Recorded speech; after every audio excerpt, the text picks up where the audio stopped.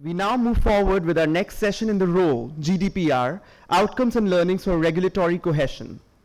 In this discussion, we gather and analyze learnings from GDPR and debate practices that should become the norm in upcoming privacy laws. To moderate the session, I'd like to call on stage Mr. Vinayak Godse, Vice President DSCI. Please give a big round of applause.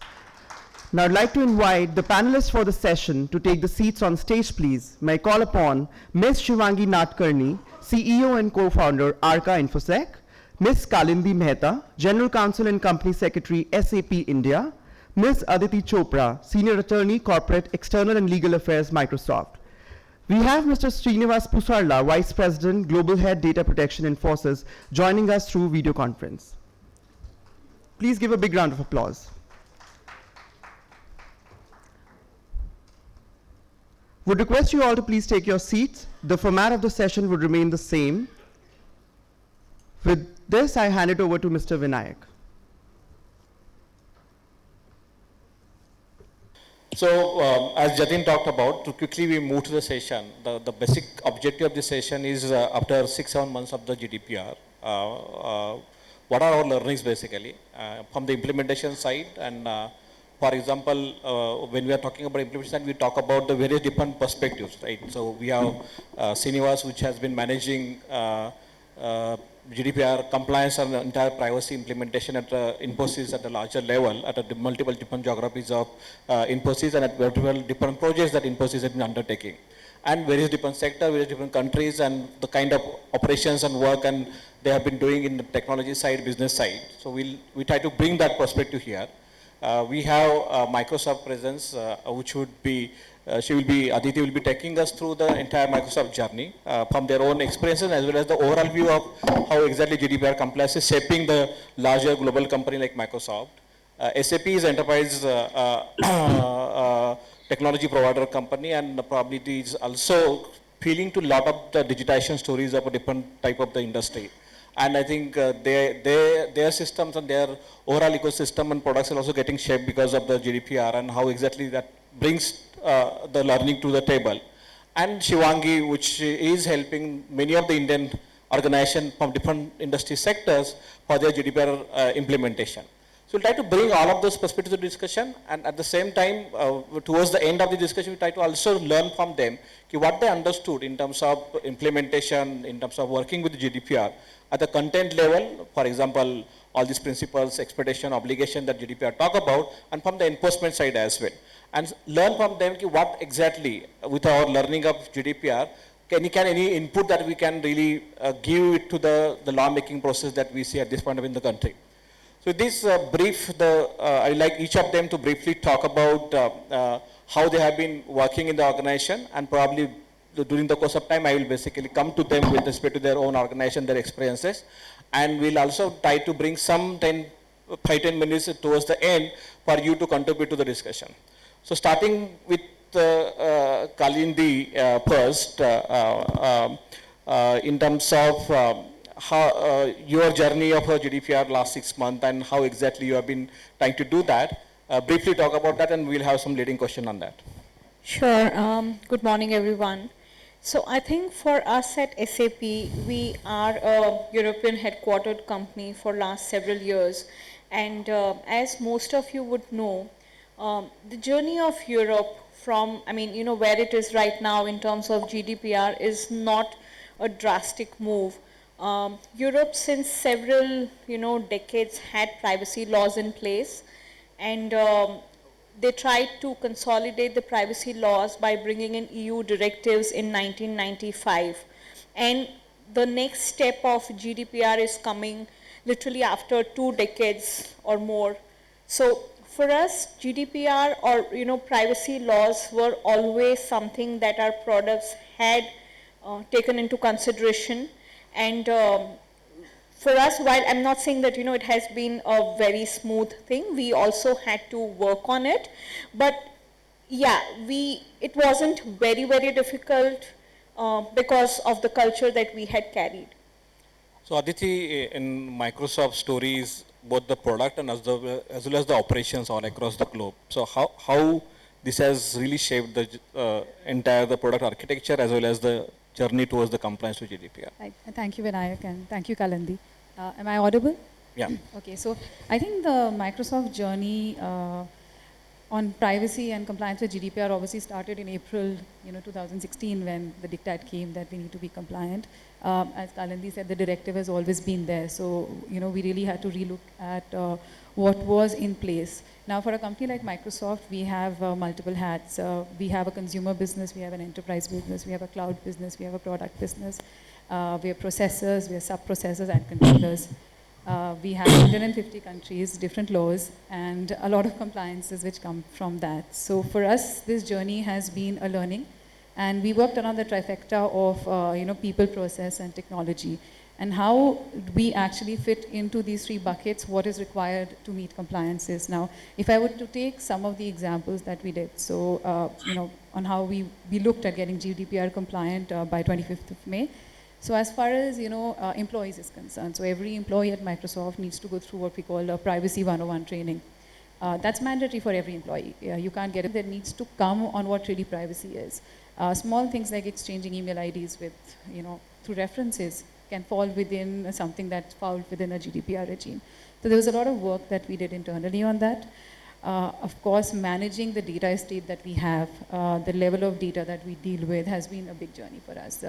I think very early in the day, we formulated something called the business requirement implementation documents for each part of the business, which set out data governance, data classification, and whatever was required on that journey. Of course, from a technology piece, we are a technology company, so that piece came far easier to us. Yeah, so I'd like to go to Srinivas. So privacy is not that new subject for the IT BPM companies, right? So we have been working to comply with a lot of those regulation and directives on the privacy because of the global nature of the businesses that we have. But GDPR is a significant milestone in terms of the entire expectation, obligations and liabilities that privacy brings to the global businesses like Infosys. So how the journey of Infosys with respect to implementation of privacy in last 6 months of time and how you are moving towards that and what the journey is smooth to the company like Infosys. We'd like to hear you from Srinivas. Yeah. Hi everyone. I had not able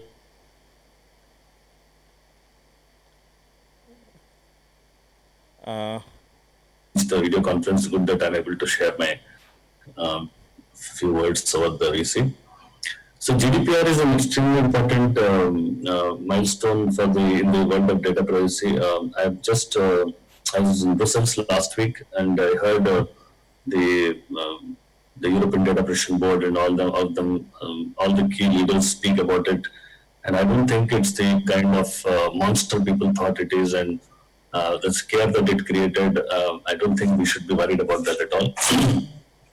Basically, all organizations collect personal data. Some do so incidentally while doing business, while others make money out of it. So regardless of whichever be the motive, since personal data processing in a manner which is not required for business but is excessive can cause harm to individuals, it is very important for organizations to be made accountable to not violate and breach privacy, and that is where regulations such as GDPR play an important role. It should be viewed in that way.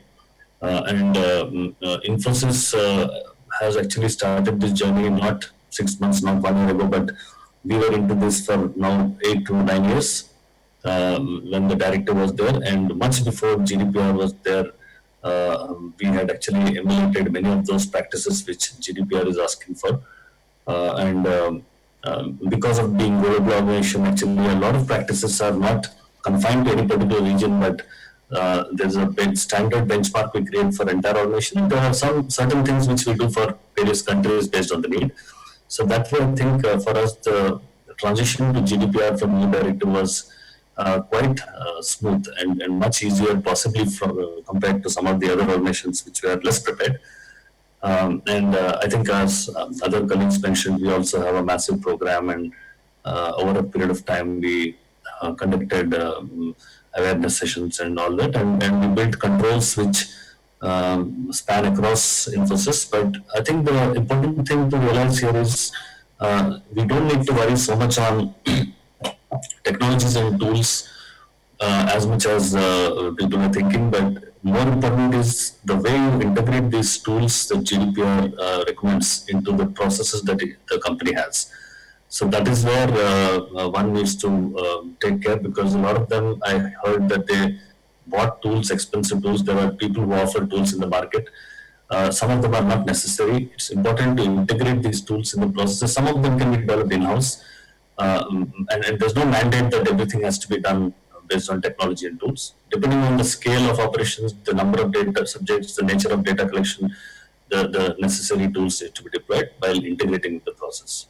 I think more of it I will add as we go along. Yeah, so these are definitely probably some mature experiences, right? So technology provider organization and some service provider organization. But Shivangi, you deal with multiple sectors in their compliance with GDPR, and some of them also are small and medium sector kind of organizations. So, and you're helping them to achieve some of the compliance of GDPR. So what had been your experience working with this diverse industry sectors and as well as some small organizations?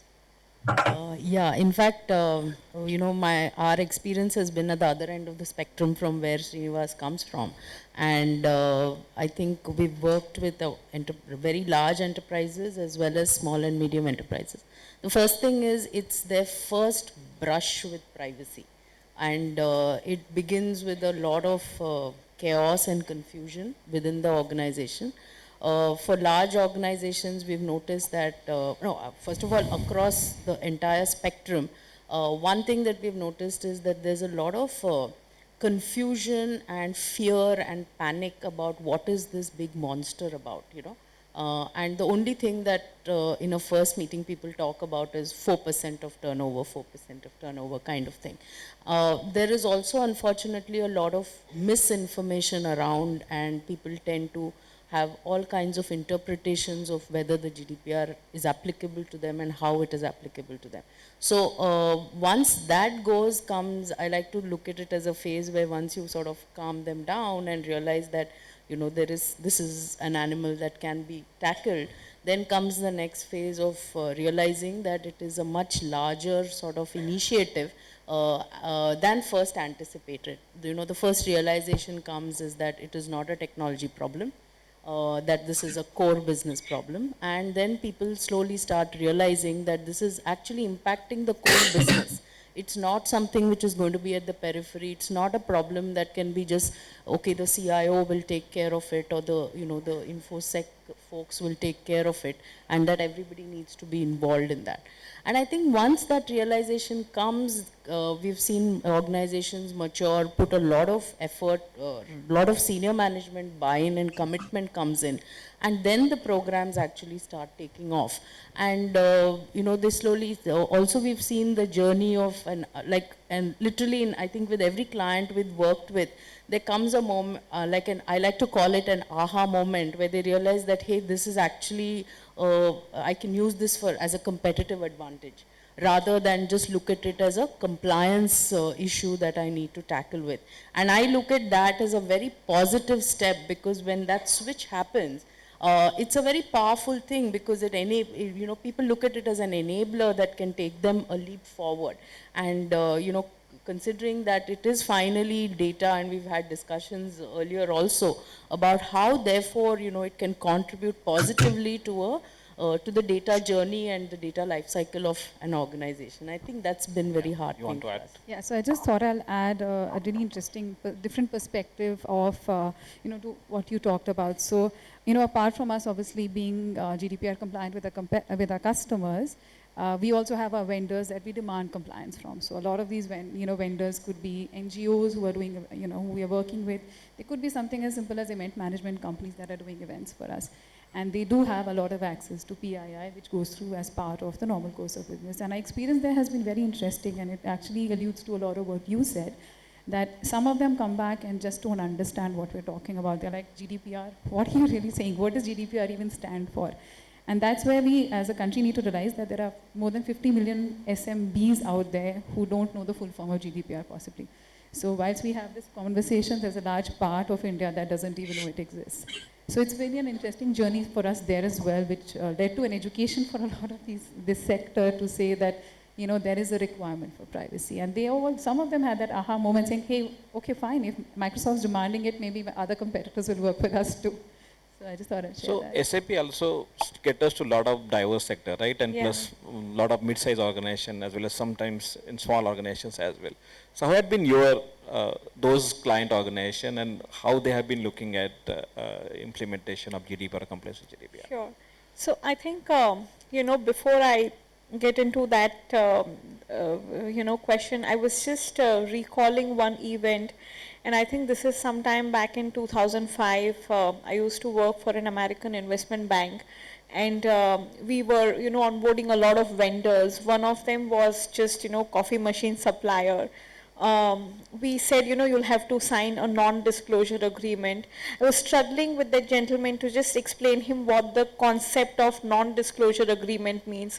And he kept on telling me, and rightfully so, that I am only putting coffee machine in your office. I have nothing to do with your data. And, you know, he couldn't understand English also, so I was talking to him in Hindi.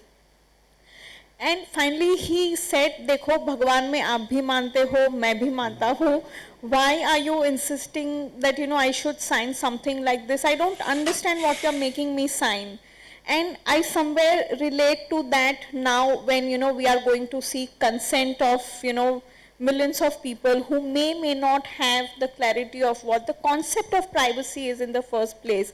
But you know, I mean, of course, now that we are living and breathing GDPR and, you know, like the other co-panelists have mentioned, SAP also went through a entire journey. I mean, of course, we had those concepts in place and our products were so-called GDPR compliant, but as an organization, we also went through the entire marathon of, you know, training each and every LOB, preparing the sales colleagues, ensuring that, you know, HR has a very clear understanding of what it means and how and when they can transfer the data and when they cannot. Now talking about the customer space, so yes, we have customers which are across the entire, you know, spectrum, right from very tiny, you know, SME or individual firms to very, very large organizations, Indian as well as, you know, large multinational corporations.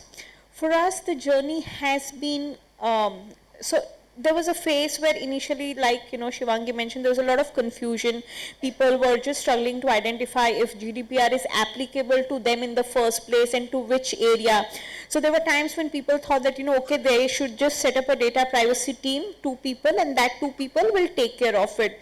Gradually, the realization came that it's not just a 2-people job. Each and every LOB will have to, you know, be responsible for what they do, establish their own processes, have those processes mapped by, you know, somebody who's overseeing the entire compliance, ensure that, you know, your own products and, you know, your offerings to the customer, your go-to market routes has, you know, the flavors of GDPR. And I think SAP was somewhere benefited by the entire, you know, notification of this act, because we are into the business of enabling our customers lead the digital transformation journey. And we also saw this as an opportunity to, you know, help them see that, you know, how this can impact their business, help them understand their own processes, map it, and give them products and solutions which enable them to be compliant. So the management of our customers were also able to appreciate that while this entire, you know, journey could be expensive, but it also brings a lot of value to it. Like, you know, the management was first of all able to, you know, somewhere be convinced that the 4% losses of the total turnover of 20 million, whichever is higher, so that really acted like an eye-opener or enabler. And, you know, you have your people who will understand it. Your applications, it's like, you know, privacy by design and default. So the softwares that SAP offers has this inbuilt. For example, if I can talk about, I mean, it's absolutely not a sales pitch, but I'm just, you know, referencing SAP's success factor, which is an HR, you know, solution which helps you right from your onboarding to your trainings, to your managers, leave approvals and everything. So there is the entire requirement of GDPR has been inbuilt in this solution from a very long time. The consent is there, how the data flows is mapped, the organization also knows and the employees also know how their data is, tracked. They can go and change the data. For example, if somebody is changing their residential addresses, you have the ability to go and change it, and somebody who's controlling the data will know that this change has happened, which means you are tracking what exact change has happened in the individual's profile. The employee have the right to, delete whatever they don't want on the common portal. So these features have enabled our customers to, embark this entire digital transformation journey, and that's also helping them do their business in a better, compliant way and reach out to more consumers or, more customers than they were able to do before. Yeah. So I think on the one hand, everybody is making digitization plan, and I was so surprised to know even oil energy companies, the kind of digitization plan they have been making with respect to their end consumer. And on the other hand, suddenly these obligations to this scale we have been trying to look at. If I have to really ask all of you the question about the GDPR, this is from the learning side, the challenge that we are facing in terms of actually implementing this expectation at the ground level. And then I would like to really get input from each of you in three buckets basically. So one is the area where the scope, definition, those areas basically, which try to define the larger context of this kind of regulation. Second is the obligations and expectations, primarily from the perspective of rights given to individual or some of the principles of privacy. And third is enforcement side.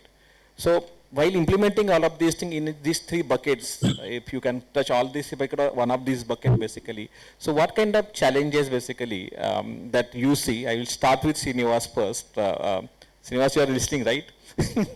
Yeah. So we'll start with Srinivas in terms of understanding. Yes, you must have done a lot of things, but there could be still some challenging area which needs to be really some reflection after 6-7 months we should have. You can cover one bucket or all of these three buckets as well. Yeah, so challenges wise, the challenges that we faced may not be the same as the industry because we have a controller role and a processor role. Yeah. The controller role, of course, and the biggest challenges people have to face is data minimization. In the technology industry, we have a lot of indirect data collection that happens, which you may not want, but the technology itself is manifested in such a way that it collects data. And we also have a lot of data useful for big data analysis and all that. So it's important, how do you apply this data minimization principle? So in GDPR, the way it works is the maximum focus and attention by companies is to be given to the 6 principles. Then the rest of it, and obviously the rights are a fulfillment of obligations by people. So if you focus on principles, then remaining part of the GDPR is much easier to implement. And when we talk of privacy by design, the maximum focus in our development of solutions and technologies needs to focus on these principles. If you achieve that, then you end up not violating GDPR. It's as simple as that. Rest of all are all secondary controls which are related to management controls, etc. So to achieve minimization, it is very much possible to achieve by separating the personal data that organizations collect into those 2 buckets largely. Those data which is essential, those which is not essential. So essential needs to be collected using one of the 5 to 6 areas given in Article 6 of GDPR, and the non-essential one can come under possibly consent.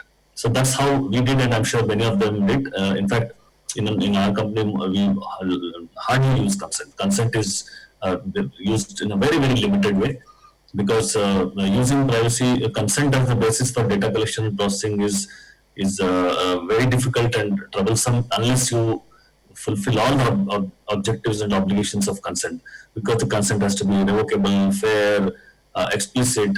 So to fulfill all those conditions, one needs to put large amount of effort, and it has to be really the spirit has to be met in the requirements of the consent. So normally the data we collect falls under contractual or legitimate business interest and all that. So that is a very important area. So I think most organizations can, by designing the architecture in such a way that they split in non-essential and essential information, it is possible to fulfill GDPR as well as collect as much as data you want, giving choice to people.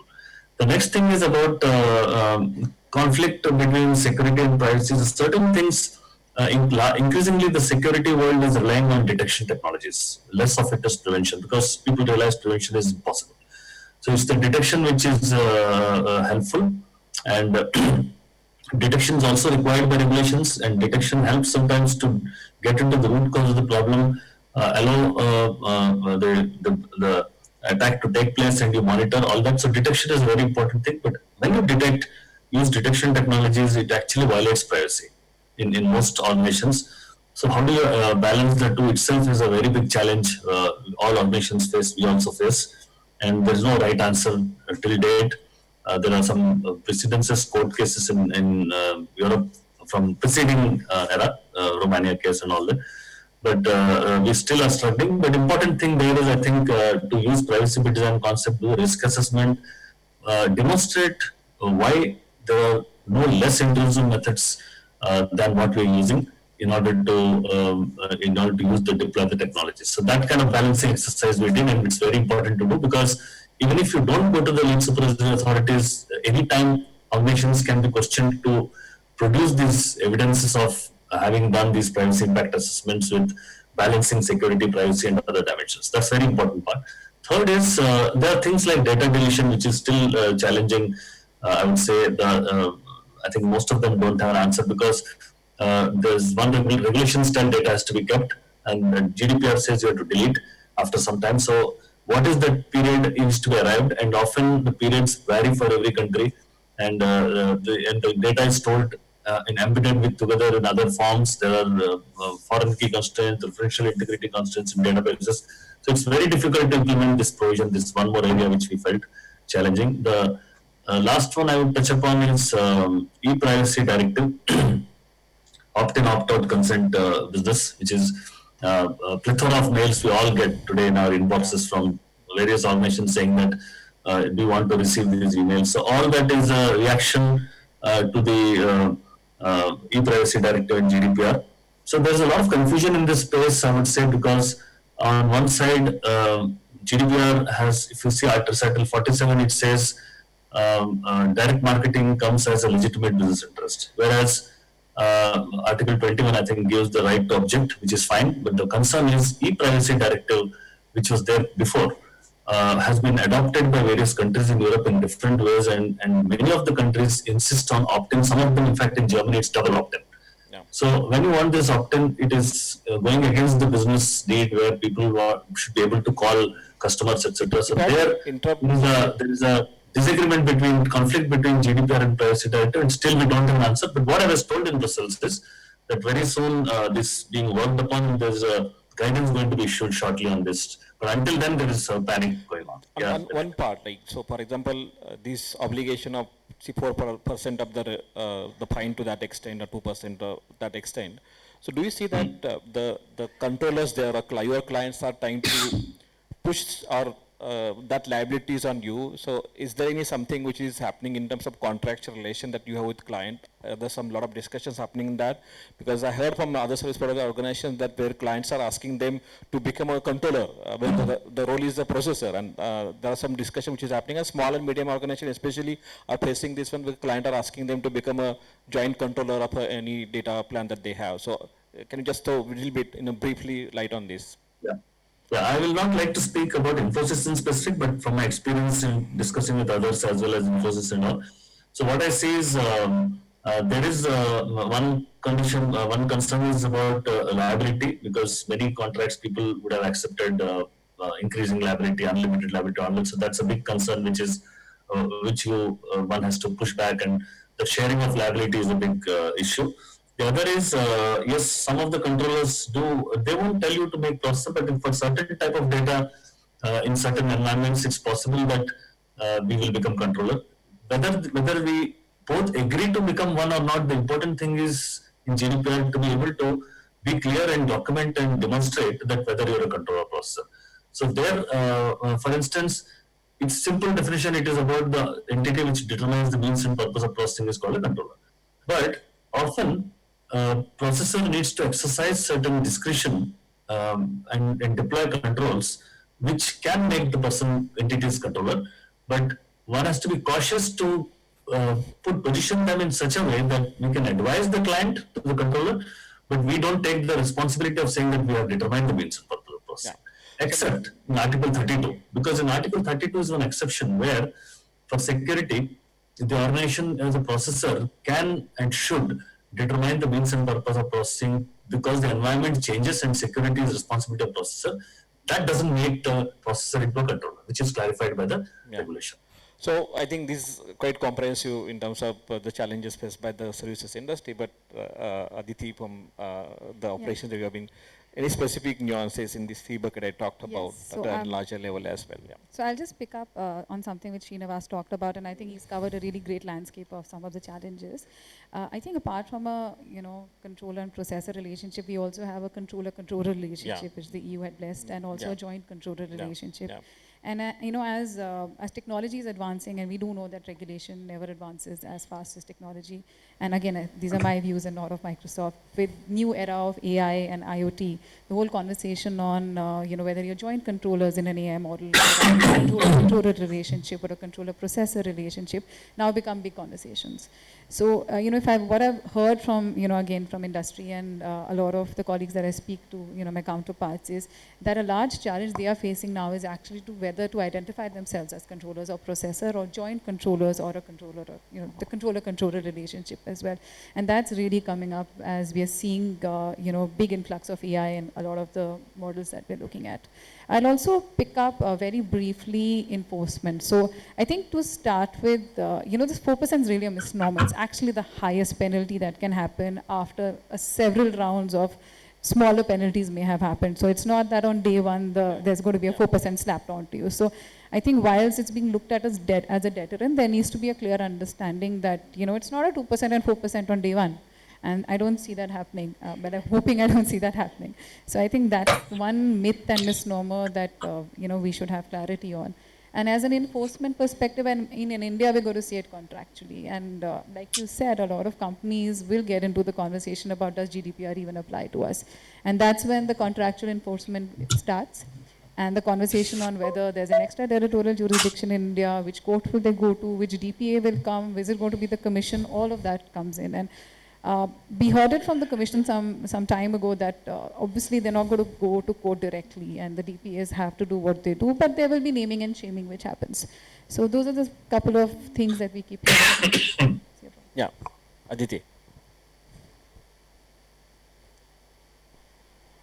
So I think like, Srinivas and Aditi have covered, the learnings are still like, what we are seeing coming up. The major thing is that, there has to be a shift in the thinking process. So if we are going to think that this is going to be something which is very draconian and, it's going to be very difficult to bring along as we walk the progress journey, that thought process is not going to help. The other learning is that, it's not, the entire organization will have to come together and walk hand in hand.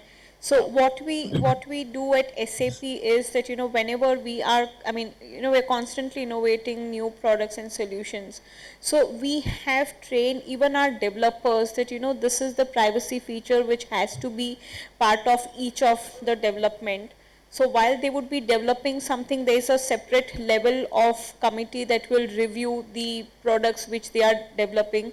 We have also clubbed the security standards with the new development. But I'm just trying to, so in implementation side, so you talked about consent, for example, Srinivas mentioned some challenges. So some of those key challenges in some of those areas basically, for example, is subject access right, for example.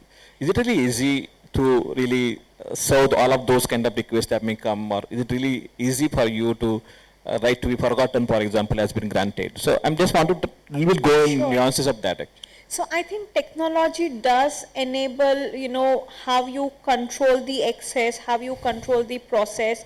And I was exactly coming to that point that, there are features available. So for example, there are offerings, in our terms we call it GRC, it's governance, regulation and compliance. These products will give you the access control, process control, and that's again, going back to what GDPR, voices out that, it has to be privacy by design and by default.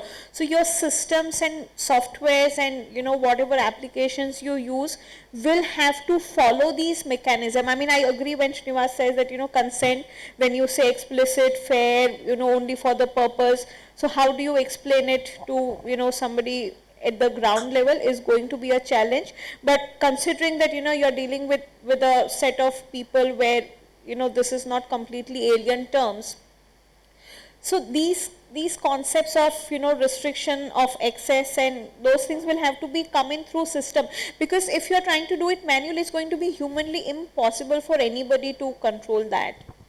So, Shivangi, means my question is primarily look at the challenges with some expectation, and I know some challenges with respect to some of those rights, for example, which may be defined for a particular setup organization, but then our banking organization, if any right to be forgotten request comes there, is the expectation good to impose on some of those conventional organizations? So some kind of those challenges in terms of the way the GDPR is trying to put together one expectation for each of the organization. Are they right, or you need to have very segregated way of looking at this? Actually, good question. I was about to bring up that point, because I think a lot of the critical points, all three of them have talked about. This is one aspect, which is that, the law states things actually at a higher level, right? So it says that, right to erasure, for example. But the point is that on the ground, there are so many conflicting issues to deal with. Like he mentioned about, retention and deletion, right? But then there are conflicting, so-called, at least on the surface, conflicting issues. How do you deal with them? How do you apply it to your particular sector? So for example, in banking, what do they, so they're actually looking for guidances on saying that, will someone tell us what are we supposed to therefore do? And, so that brings me to the next set of challenge, I would say challenges, or maybe a learning, is that, while we get a law in, like, in India, it's important that we also have guidances that come along with that. So for example, in the EU, guidances and guidelines, kept coming even post May 25th. Yeah, and they're still coming. And there's some areas where the guidance are not really clear. Correct. So therefore, how do you interpret meanwhile? And then, there are changes saying, okay, now the guidance says this, so okay, now there's some clarity, then do you need to go back and redo some of the stuff that you've done?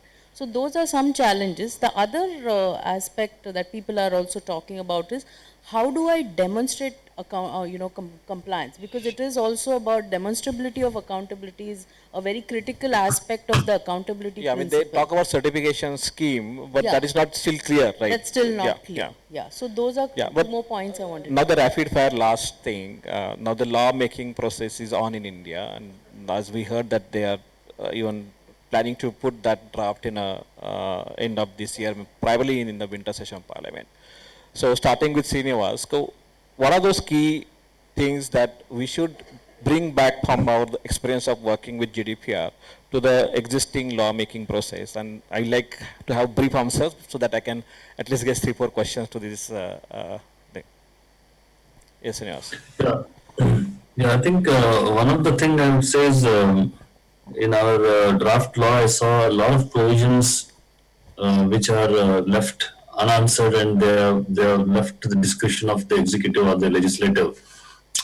Subsequent regulations or rules would be coming, which puts us into a bit of uncertainty or lack of clarity on what will happen. So it is better that, like GDPR did, aspects of data privacy, everything should be covered inside the law, and very little should be left to the discretion of the executive later. Otherwise, we'll keep on getting every now and then rules based on different, times and needs of the government and other things. So it will cause confusion among people and the industry practices. Uh, the other thing, otherwise the law is pretty much very similar to GDPR. I see a good amount of provisions are emulated from there. Some of them are in fact excessive more than GDPR, which need to be looked at, and we all have given comments, I see, that will be worked. And applicability to government, which has been put, needs to be, there are certain provisions which show that it is not completely applicable, there is flexibility given. The data localization is a challenge, which we need to see whether we want that kind of aspect, like Russia and China. We may not want. We may want to take European approach, which actually doesn't have localization law at all. It talks about securing the data when it goes out. So I think these are some of the provisions which I would say that we need to take care when we do. Yeah, Aditi.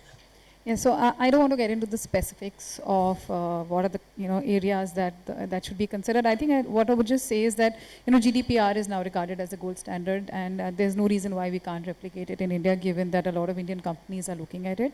And I think the law should really be something that works for India, and India being a country that wants to go global, that we just talked about in the previous panel, and works as a global economy. So the challenges and the restrictions which are coming in as deterrents for a global economy are what we should be rethinking. Shivangi. I think we should also watch out for making sure that there aren't too many bottlenecks in the implementation of the law. Like in today, if you look at the draft, there's so much dependent on the DPA, and you kind of everything sort of flows up. I think there should be more distributed set of checks and balances in the system. Maybe look at sectoral level, next level of checks and balances that can be used, and therefore look at. Yeah. Yeah, I think, I mean, they've covered most of the things. But what I've generally observed is that, whenever we are implementing an act, we do it in piecemeal. And this was the same experience when the Companies Act came out. We just rush to first bring the main body of the act. Then we come out with rules only to realize that some of the rules are conflicting with the act. Then we have, amendments and modifications, which creates so much confusion for somebody who's just trying to understand what you have to do at the end of it. So even right now, when you look at the bill, in multiple sections, I mean, every 2 sections out of 5 says that the rules will be notified at later point in time. I don't think there is enough visibility as to even what those rules are going to be in the first place. Then we have a lot of sectoral rules, like IRDA has come up with a separate guidelines. Banking has a lot of separate guidelines, like what Aditi said, that there are a lot of multinationals who are struggling to comply with conflicting laws of different countries. It's going to be very, very difficult to comply with everything and not be missing out on aspects if there is no clarity on what one needs to comply. So I think that's that homogenization of what the laws have to be will be of utmost importance. Rather, I mean, that should be the first step, rather than focusing on how to go about after it is implemented. So I think it's time now for get at least couple of questions to this discussion. So anybody have any observation or comment or question? Yes. Can we get a mic here, please? Yeah, we can start there, Pom. Yeah. We'll come to you, Prasanna. Yeah, my name is Kamal Gulati, and I'm from a startup IT is Simple. What I wanted to understand is that why there is not enough talk about competitive advantage that we can see in data protection acts. Globally, I see very less, like Uber kind of examples where it has been. Yeah. And in India, I see very few. Yeah. So I'll take the questions collectively so that we can answer collectively. Prasanajit, can somebody bring mic here?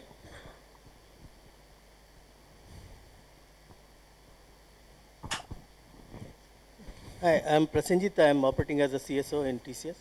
So I have a question to Ms. Mehta.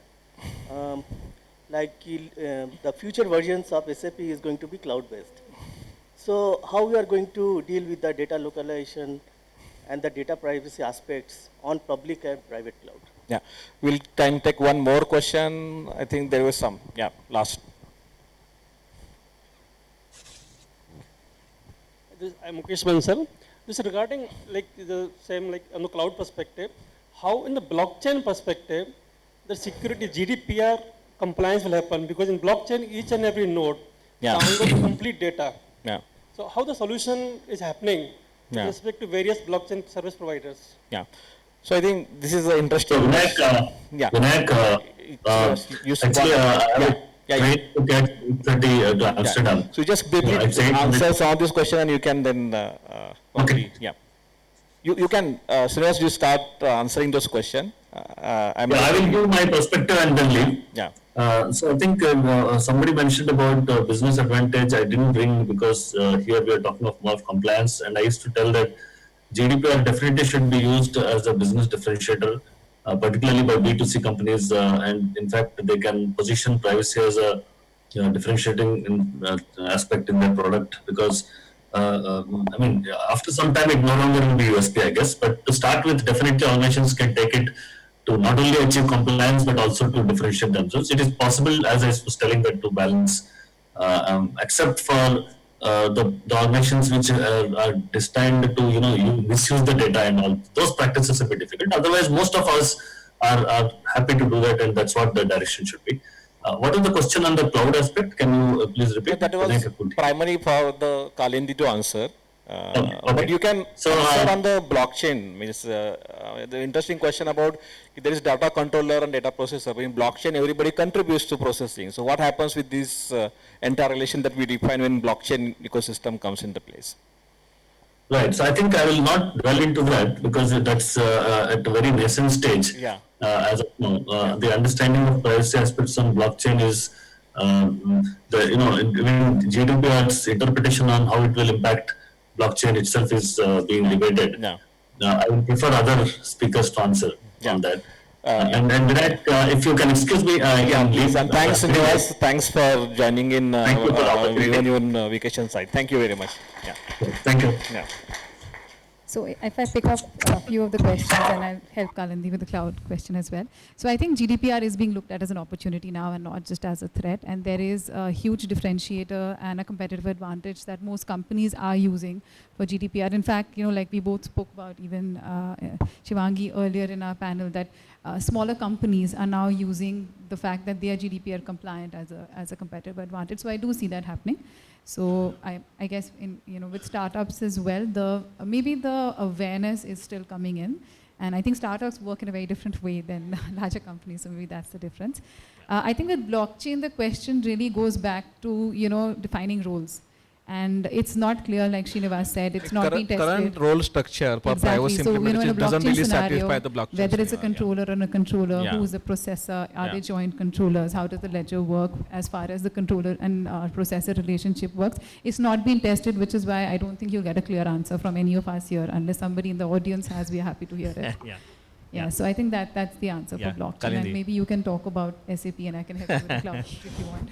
Sure. So I think taking the first question where, you asked that what happens to a startup, and, there are definitely a lot of benefits that accrue. We have a brief, so if you can answer that question would be, just 1 minute. I think it's important to raise. So even, while you are a growing organization, but I don't think the idea is to restrict the growth only to a particular geography. We are living in a global world where, businesses are cross-border, data transfer is cross-border. So if you are going to restrict the, data transfer and see an advantage out of it, yes, that will work in the short term, but that's not what a long-term growth approach will look like. Yeah. And to come to your question about, the SAP's cloud offerings.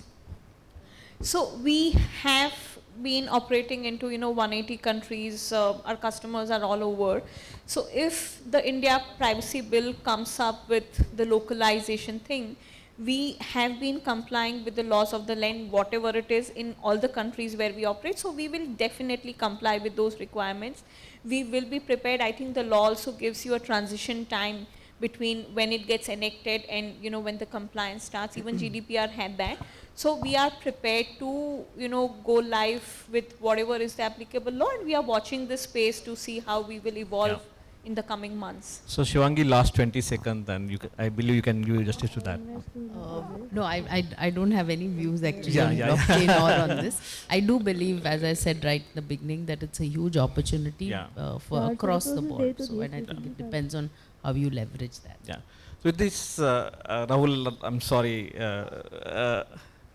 brief question, brief, yeah. Yeah.